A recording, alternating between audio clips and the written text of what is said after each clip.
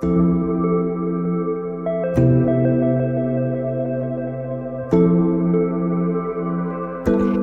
back to the Grace Smith podcast. I'm Grace Smith, and I'm so happy you're joining me for the final episode in our Better Sleep series. This podcast is your space to unlock the power of your subconscious mind and create lasting change in your life. Over the past 3 weeks, we've followed along with the proven protocol for my best-selling book, Close Your Eyes, Sleep. And we have explored the reasons behind poor sleep.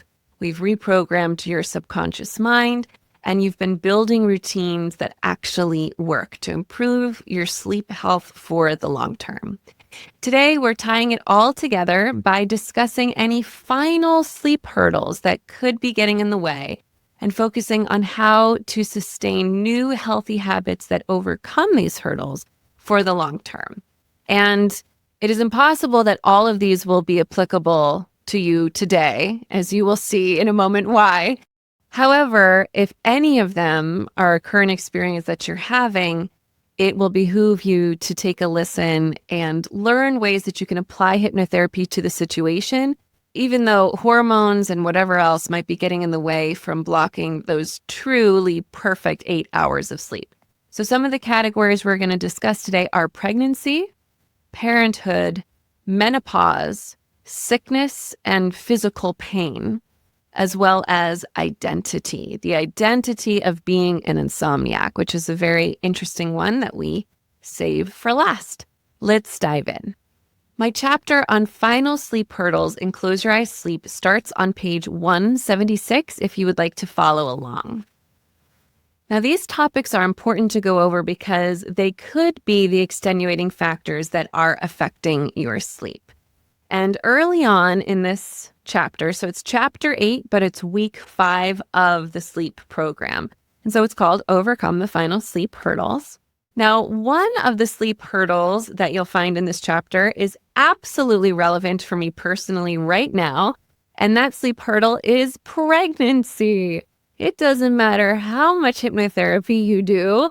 When you are 32 weeks pregnant, as I am recording this, it is very, very difficult to find a comfortable position. It is very difficult to sleep through the night when your baby is having a disco dance party in your uterus. And it is very difficult to sleep through the night when you have to get up to go to the bathroom every 5 seconds. So that is obviously not just a me thing.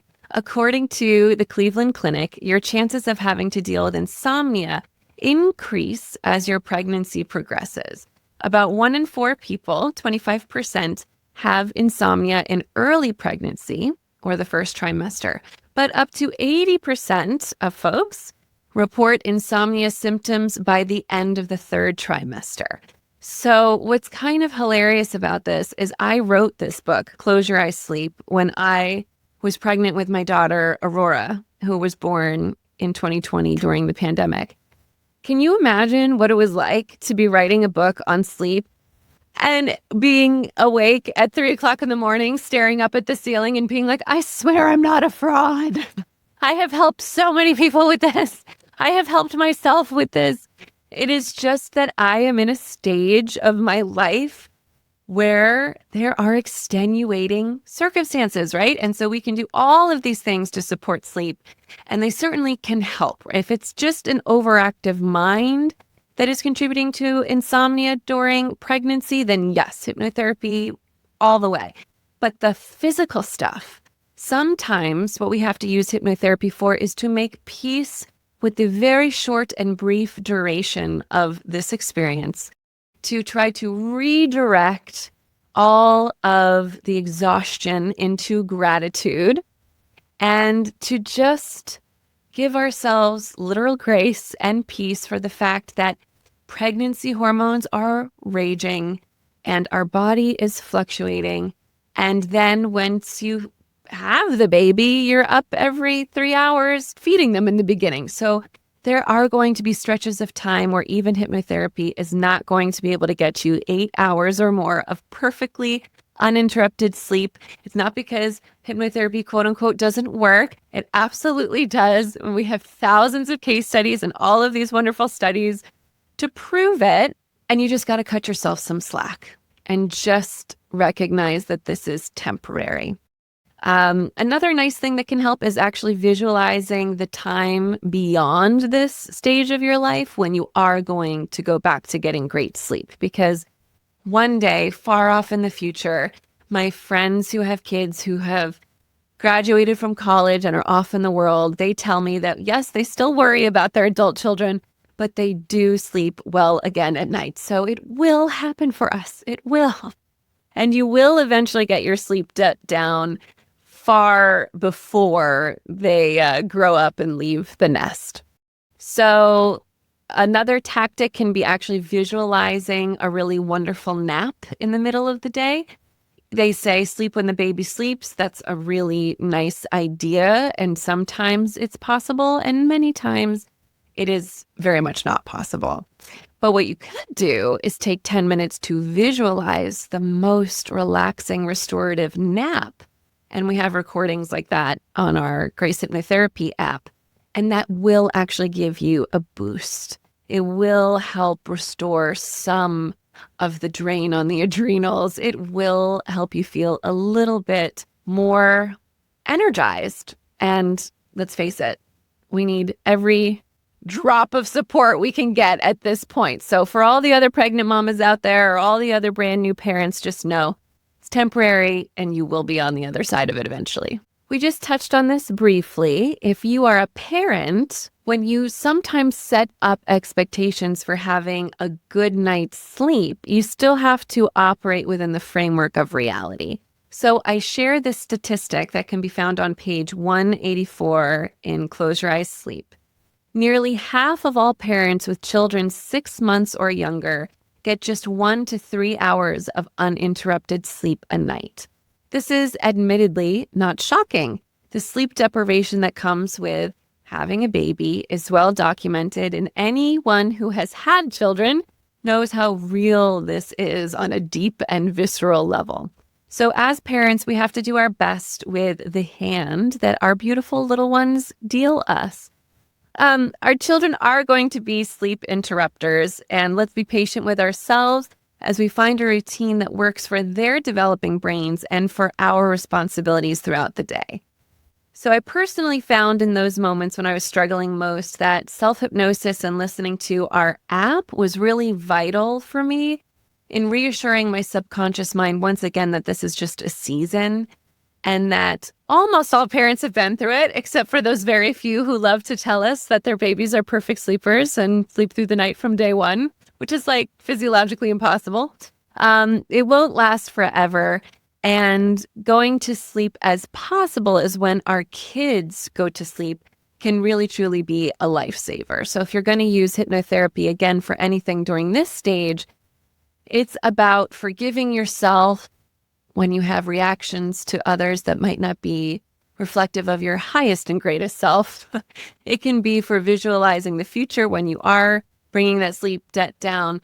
And it can be to train yourself to go to sleep right after your kids go to bed. And that can be difficult. You know, you want to wind down or watch a show with your partner or read a book, but ultimately making up for all the time lost when those kiddos are still waking up in the middle of the night and padding down the hallway because they had a bad dream.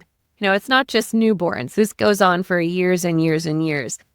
Every little drop that you can get helps. So that's how I would direct your hypnotherapy during this stage, is just do your best to get to bed earlier if at all possible. All right, on the other end of the spectrum, we've talked about pregnancy, we've talked about having little kids. Now let's talk about menopause and how it can disrupt sleep. Menopause can disrupt sleep by causing hormonal fluctuations that lead to night sweats, increased cortisol levels, and difficulty staying asleep. Reduced estrogen and progesterone can make it harder to relax, resulting in more frequent awakenings and overall poor sleep quality. These disruptions are not just anecdotal. Research has shown a clear link between menopause and increased sleep disturbances. Fortunately, research also shows that targeted relaxation techniques, including hypnosis, can help improve sleep quality and reduce menopausal symptoms.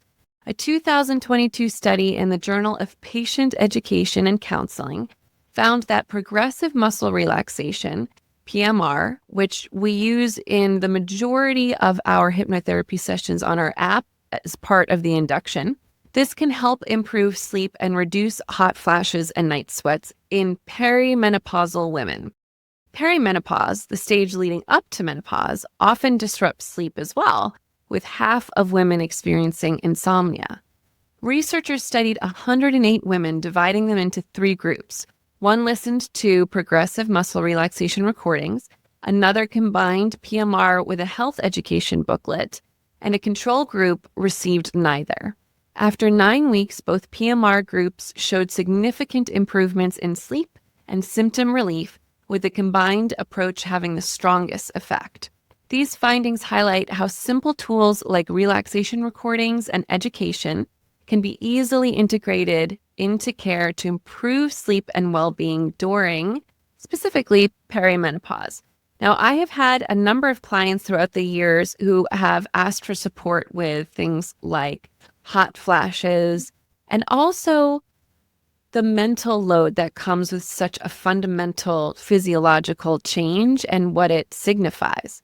A lot of clients over the years have experienced this time, have expressed it to me as though they feel like this is the transition into being a quote unquote older woman.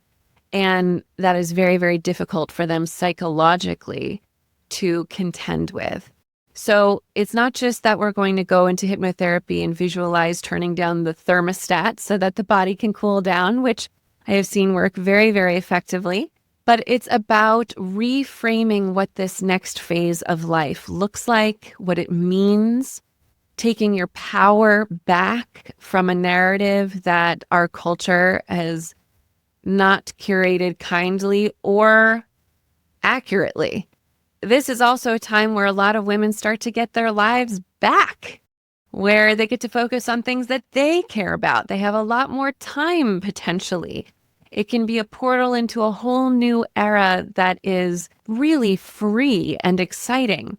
So there's a lot of different ways that you can use hypnotherapy to not only ease the physiological symptoms of this time, but to declare it as a portal into the next best stage of your life. One of the most important sleep hurdles that is discussed in this chapter in my book goes beyond hormonal changes and babies into chronic pain and illness, which can significantly impact sleep quality.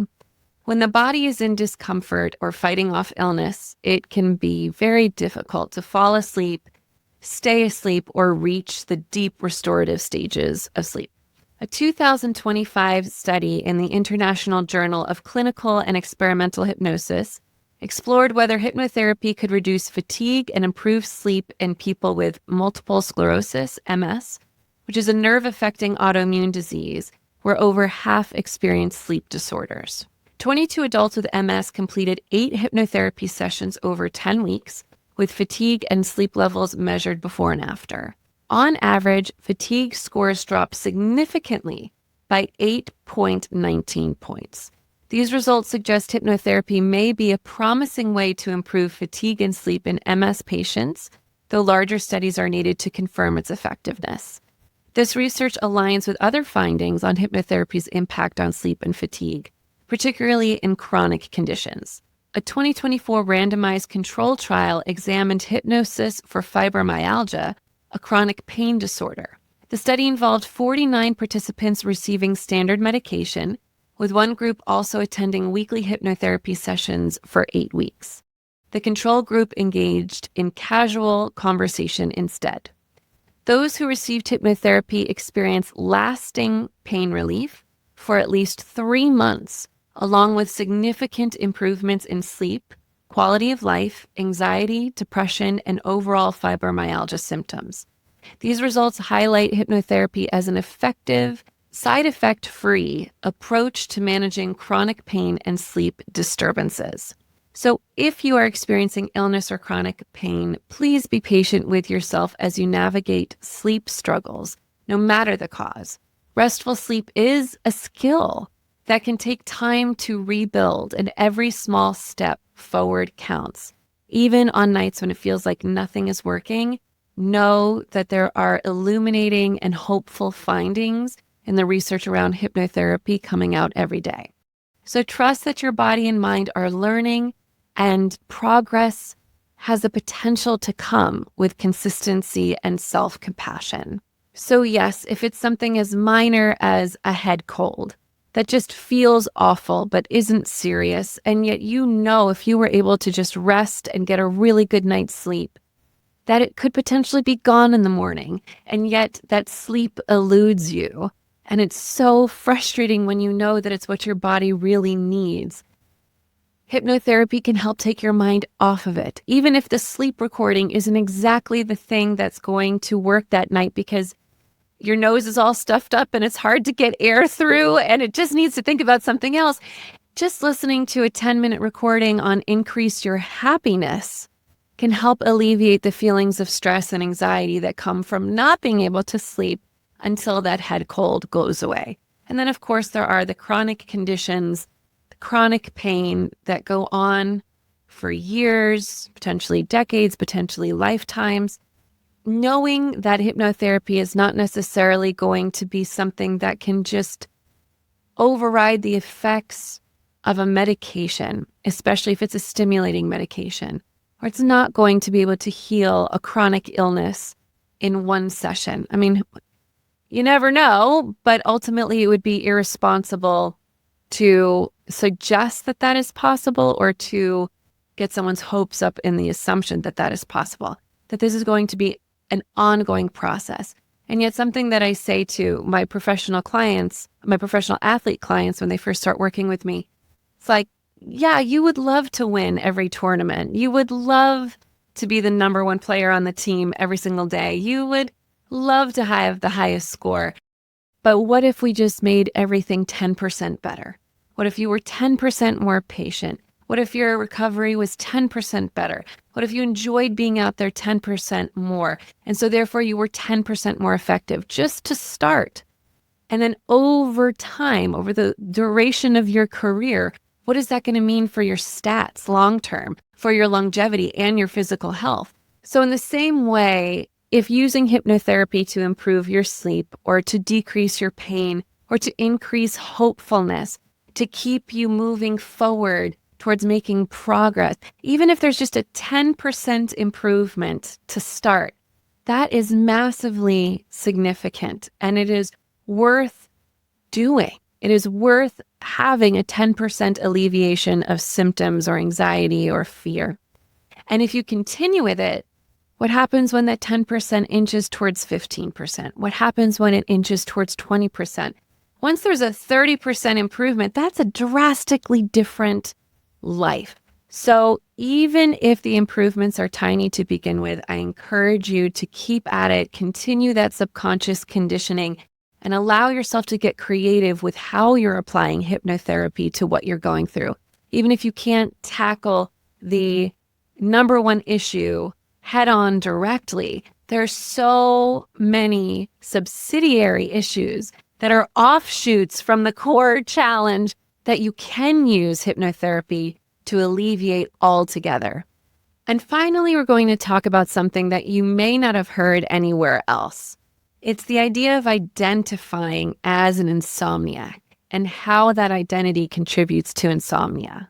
I spend a whole week of my sleep protocol on this because it's so important that we address it.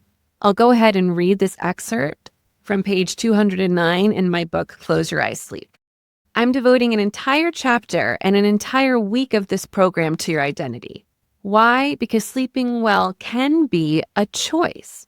Does that mean that insomnia is also a choice? If you posed this question to someone who hasn't had a good night's sleep for a very, very long time, they'd become indignant, and rightfully so. On a certain level, everyone who is tired wants to sleep. They would never say that they are consciously choosing to experience restless, sleepless nights, and that would be true. It is not a conscious choice, but without wanting to or meaning to, their subconscious has absolutely embraced the identity of being an insomniac. The subconscious has chosen insomnia over good sleep, but that is not who you are, not anymore. Taking on a new identity as a person who sleeps deeply and well can be difficult for many people.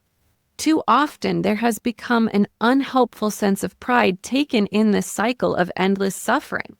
It can become a battle cry, something to complain about, and complaining can be cathartic. It can also be a very useful excuse. You see, there can be solidarity in struggle. Struggle can become an identity. And the subconscious often hates the idea of having to evolve into a new identity, even if it is a better one, unless we are able to take the subconscious by the hand and guide it into that new identity. So let me explain. There's a member of my family who may or may not be listening to this, who has struggled with sleep for a very, very long time. And it becomes a little bit of a badge of honor to be able to function in life on a little bit of sleep. ER doctors know this. I mean, my goodness, the amount that they have to do at such a high level on such little sleep, of course it becomes a badge of honor, but that doesn't necessarily mean it's a healthy thing. And if they ever want to break that cycle, if they transition into another career or once they retire, it can be a difficult cycle to break as well. So this badge of honor, again, we're not talking about the conscious mind going, I'm so great, I operate on little sleep, let me keep this up.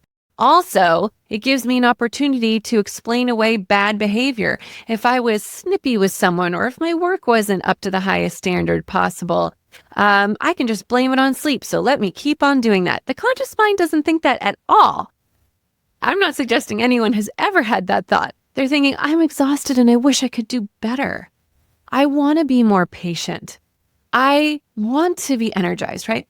But there is this secondary gain sometimes that is established over time in the subconscious, where the subconscious goes, ooh, I can use the fact that I'm tired as a way to kind of cover for this other behavior that would be really annoying and difficult to change. Also, if I'm an insomniac, people might feel bad for me. I might be able to garner sympathy. So there's a lot of just messy, unhelpful stuff that can happen at the level of the subconscious mind that we need to talk to it about. And we need to help it feel safe about having a different identity. Someone who has struggled with obesity for their entire lives, it might not seem at all possible or rational. But if you ask the subconscious mind, point blank, do you want to be someone who can no longer identify as a person who has difficulty with food? Because everyone who'll meet you from here on out, seeing you in your new body, won't know your past history, won't know your past story. And so that identity will be gone.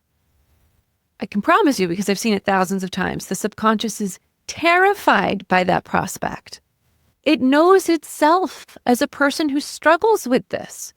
And insomniacs know themselves to be a person who struggles with sleep. And so the subconscious is not excited about the idea of giving up this potentially lifelong identity and all of a sudden waking up and being a chipper person, an energized person, a person with a long fuse, right?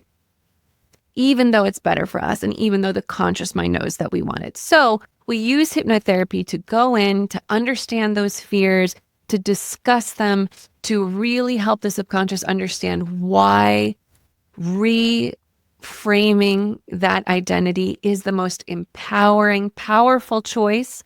All of the ways in which life will improve, and there's just so many of them. And then bit by bit over time, that new identity can become your new normal. But it is really unrealistic to expect that a change in identity of this magnitude would be straightforward and easy and something that the subconscious would do without reticence or fear. And again, that's not something that you hear everywhere, but not everybody is spending their lifetime in the subconscious minds of other people. So I can tell you, what a big deal this is. And I hope that you will take it seriously and think about yourself like, wow, okay, yeah, what if I really woke up and I never had an issue with sleep again? If your heart starts to beat a little bit faster, and even if it doesn't, it is possible that that belief is in your subconscious, and it will behoove you to work on it with hypnotherapy. So whether you are in a stage of your life where you are capable of having a wonderful night's sleep, but your subconscious is just holding on to beliefs and patterns that don't serve you, where hypnotherapy can help completely eradicate them and you can become an amazing sleeper right away. Sometimes there are just phases and stages where even hypnotherapy is not going to override those hormones, the medication, or the little kids knocking on the door. But you can still use hypnotherapy for all of the surrounding challenges so that you still feel more rested and energized and hopeful about the era that is on the horizon when you will be able to experience sleep yet again. Or you've just identified as an insomniac for so long that the subconscious is just clinging to the identity without you ever having known that that's what was happening. And we can lovingly, with hypnosis, finger by finger, unclench the grip that the subconscious is holding on to the insomniac identity. What you've learned in this challenge is that there are ways for you to overcome programming that is unhelpful so that you can feel better sooner rather than later. And that is what you deserve. All right, so your homework for this fourth and final week is to first reflect on the practices that worked best for you during this sleep challenge. Come back to those again and again. They will help you feel better and better over time. Next, choose one recording from the Close Your Eyes Sleep group of recordings within the Grace Hypnotherapy app to commit to for the next 30 days. So you've already covered all of your bases. Now is the time for you to get really specific and hone in on the recording that's going to help you uniquely with the area of sleep that you need the most support. And a bonus is to share your success story or your favorite tip with me on social media. You can tag me at Grace Smith TV so that I can see the progress you've made, cheer you on, and share your successes with others.